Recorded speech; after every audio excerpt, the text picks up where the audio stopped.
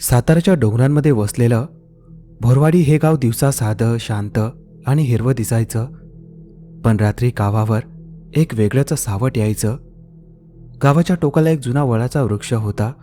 एक मोठा की 5 माणसं हातात हात घालून उभी राहिली तरी त्याचा बुंदा संपत नसे. त्या वडाच्या पलीकडे एक मातीची अरुंद वाट होती, जी सरळ कनेरीवाडीच्या जुन्या स्मशानाजवळून डोंगर उतरत जायची. पण ती वाट गेली 15 वर्षापासून बंद होती. का? कारण गावात म्हणायचे, रात्री वडाच्या पलीकडे गेलास तर परत येतोस, पण तू राहत नाहीस. गावात नुकताच पुण्याहून परत आलेला सागर जाधव या गोष्टींवर हसायचा. वय 25, शिकलेला, मोबाईल, कॅमेरा, ड्रोन्स, रील्स सगळ्यात हुशार. त्याला वाटायचं गावातले लोक अजूनही अंधश्रद्धेत अडकलेत. त्याची आजी सखुबाई मात्र रोज संध्याकाळी अंगणात दिवा लावताना त्याला एकच गोष्ट सांगायची, बाळा, सूर्य मावळला की वडाकडे जाऊ नकोस, तिकडे वाट नसते, हाक असते.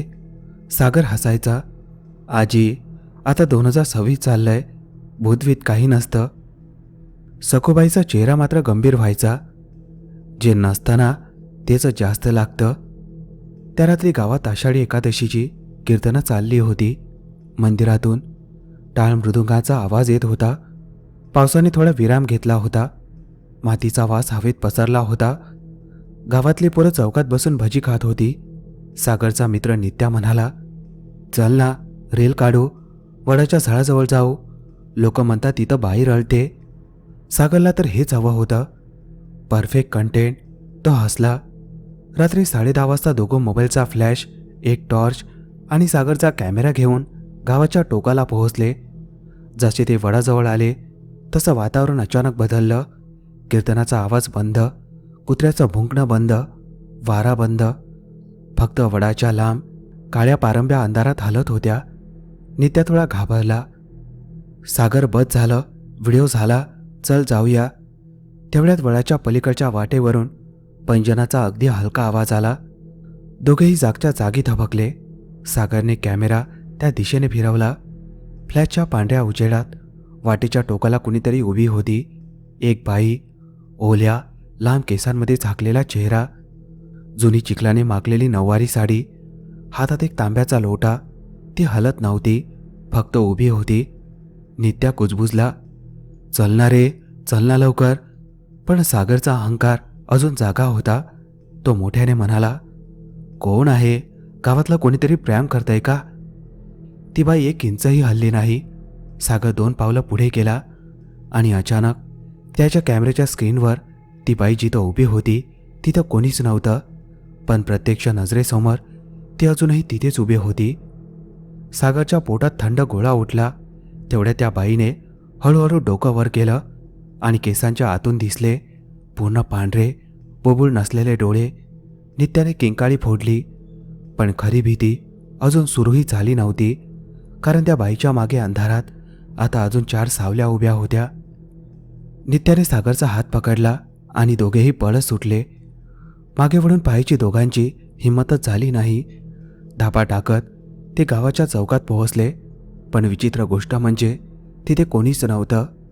कीर्तन चालू असायला हवं होतं, मंदिर उजळलेलं असायला हवं होतं, पण सगळं गाव जणू रिकामं झालं होतं. फक्त मंदिरातला एक दिवा लुकलुकत होता. हे काय चाललंय? सागरचा आवाज कोरडा पडला होता. नित्या थरथरत म्हणाला, मी म्हणत होतो ना, ती वाट खराब आहे. सागरने कॅमेरा उघडला, व्हिडिओ प्ले केला. वडाचं झाड दिसत होतं, वाट दिसत होती, पावसाने ओली झालेली जमीन दिसत होती, पण ती बाई दिसत नव्हती. मागच्या 4 सावल्या दिसत नव्हत्या. फक्त एक आवाज होता, अगदी जवळून एखादी बाई कॅमेऱ्याजवळ येऊन कुजबुजते तसा, मागे वळू नका, ती येते. नित्याचा चेहरा पांढरा पडला. सागरच्या हातातून कॅमेरा सुटायचा बाकी होता. तेवढ्यात मंदिराच्या बाजूने कुणीतरी लंगडत चालत आलं. तो होता गावचा म्हातारा भिकू काका.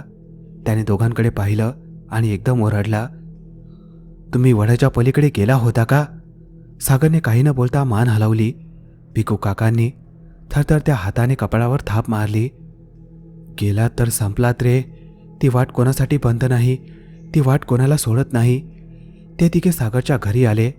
सखूबाई दारातच उभी होती. सागरला पाहताच तिने काही विचारलंही नाही. सरळ देवघरातून काळा दोरा, लिंबू आणि भस्म आणला.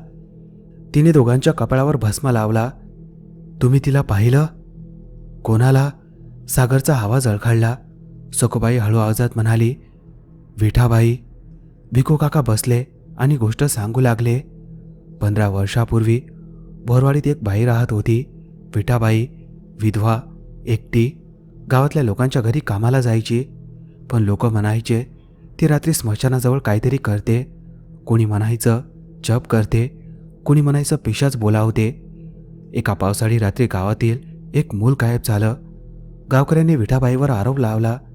रागाच्या भरात काही लोकांनी तिला त्या वडाजवळ ओढत नेलं आणि जिवंतपणी मारहाण करून तिचा गळा आवळला. पण दुसऱ्या दिवशी गावाच्या देवळात ते हरवलेले मूल झोपलेलं सापडलं. तेव्हापासून वडाच्या पलीकडची वाट बंद झाली. भिकू काका म्हणाले, ती कोणालाही लगेच मारत नाही. आधी ती दिसते, मग हाक मारते, मग स्वप्नात येते, मग घरात, आणि शेवटी माणूस स्वतःहून त्या वाटेवर जातो. हे ऐकताच नित्याच्या हातातून पाण्याचा ग्लास खाली पडला. माझ्या कानात आताच कुणीतरी म्हणालं, माझ्या कानात आताच कुणीतरी काहीतरी म्हणलं. सगळे त्याच्याकडे वळले. नित्या ओठ थरथरत म्हणाला, उद्या परत ये, लोटा भरून दे. तेवढ्यात अंगणातल्या कुत्र्याने जोरात आक्रोश केला. सगळे बाहेर धावत आले. दाराशी चिखलात अगदी स्पष्ट उमटलेले होते ओल्या बाईच्या पावलांचे ठसे, आणि ते ठसे घराच्या बाहेरून आत आले होते. त्या रात्री सागरला नीट झोप लागली नाही. घरात सगळीकडे दिवे लागले होते. सखूबाईने देवघरात अखंड दिवा लावून ठेवला होता. पण पहाटेच्या सुमारास त्याला एक विचित्र आवाज ऐकू आला, पैंजनाचा. त्याने हळूच खिडकीतून बाहेर पाहिलं. अंगणात नित्या उभा होता, पण तो रात्री घरी गेला होता. नित्या, सागरने कुजबुजत आवाज दिला. नित्याने वर पाहिलं आणि सागरचा घसा कोरडा पडला, कारण तो नित्या होता, पण त्याच्या डोळ्यात काहीच भाव नव्हता. तो सरळ अंगणाच्या मधोमध उभा राहून जमिनीत बोटाने गोल काढत होता. सागर धावत बाहेर आला. काय करतोयस? नित्या हळूच म्हणाला. ती तहानलेली आहे. होय, ती म्हणते तिला पाणी कोणी दिलं नाही. सागरने त्याला हलवून घरात आणलं. सखूबाईने पाहताच ओळखलं, याच्या अंगावर तिची छाया बसली आहे. दुपारपर्यंत नित्या पूर्ण बदलला. तो नेहमीचा खोलकर, मोठ्याने बोलणारा मुलगा राहिला नव्हता. तो फक्त एकटक दाराकडे बघत बसायचा. कधी अचानक हसायचा, कधी स्वतःशीच बोलायचा. दुपारी त्याने अचानक विचारलं, सागर, तुझ्या घराच्या मागे विहीर आहे ना? सागर धबकला. हो, पण तुला कसं माहीत? नित्या हसला. ते हसू नित्याचं नव्हताच. ती तिथं बसते, तो म्हणाला. त्या संध्याकाळी सखूबाईने गावच्या देवळावर गंगाधर गुरुवांना बोलावलं. ते गावात देवधर्म झपाटले, पण बाधा यासाठी ओळखले जायचे. त्यांनी घरात पाऊल टाकताच कपाळावर आठ्या आल्या. ही साधी गोष्ट नाही, ते म्हणाले. तुम्ही फक्त भूत पाहिलं नाही, जिथे तिचं रक्त सांडलं ती जागा जागी केलीये. त्यांनी नित्याला समोर बसवलं. मात्र म्हणत त्याच्या अंगावर गंगाजल शिंपडलं. पहिले काही सेकंद काहीच झालं नाही. मग नित्या एकदम ताठ बसला. त्याचा आवाज बदलला. तो आता बाईच्या आवाजात बोलत होता. मला तहान लागली आहे. मला कोणी पाणी दिलं नाही. त्यांनी मला वळाखाली ओढलं. आता मी एकटी नाही. सागरचं अंग सुन्न झालं. गंगाधर गुरुवांनी जोरात मंत्र म्हटला. तू कोण आहेस? नित्याच्या तोंडातून हसू बाहेर पडलं. मी विठाबाई नाही. विठाबाई तर मला घेऊन गेली. घरात एकदम थंड वारा फिरला. देवघरातला दिवा फळफळला. सखूबाईने थरथरत विचारलं, म्हणजे? नित्यानं मान वाकडी केली. त्याच्या ओठांवर विचित्र हास्य पसरलं. वडाच्या पलीकडे फक्त ती नाही, ज्यांना पुरलं नाही ते सगळे आहेत. इतक्यात घराच्या मागच्या विहिरीकडून पाण्यात कुणीतरी उडी मारल्याचा मोठा आवाज झाला. सगळे बाहेर धावले. विहिरीत पाणी काळं स्थिर होतं, पण त्या काळ्या पाण्यावर तरंगत होती एक तांब्याची लोटी. तीच जशी सागरने रात्रीच्या त्या बाईच्या हातात पाहिली होती. आणि विहिरीच्या ओल्या कडेला नखांनी ओरबडल्यासारखं लिहिलेलं होतं, उद्या अमावस्या. गावात बातमी वाऱ्यासारखी पसरली. साधवांच्या घरात विठाबाईची बाधा लागली आहे. काही जण घाबरून घराच्या रस्त्यानेही जाऊ लागले नाहीत. काहींनी कुजबूज सुरू केली. जुनं पाप आहे, आता गाव भरून काढतंय. गंगाधर गुरुवांनी ठाम सांगितलं, आज अमावस्या आहे. आज रात्री जर तिला थांबवलं नाही तर नित्या जिवंत राहणार नाही आणि उद्या दुसऱ्याला ती धरून नेईल. काय करायचं? सागरने विचारलं. गुरांनी वळाच्या दिशेने पाहिलं. जिथे अन्याय झाला तिथं सत्य सांगावं लागेल. रात्री 11 वाजता पाऊस, काळोख आणि विजांच्या कडकडाटात सागर, सखूबाई, गुरव, भिकू काका आणि अर्धवट शुद्धीतला नित्या सगळे वडाच्या झाडाजवळ पोहोचले. आता ती जागा कालपेक्षा वेगळीच वाटत होती. जमीन ओलसर नव्हती, ती उबदार होती. जणू खाली काहीतरी श्वास घेत होतं. गुरुवांनी मंत्र म्हणत कुंकू, हळद, भस्म टाकलं. सागरला त्यांनी एक फावडा दिला. इथं खोद. काय आहे खाली? गुरव शांतपणे म्हणाले. ज्याला गावानं कधी मान्य केलं नाही ते. सागरने खोदायला सुरुवात केली.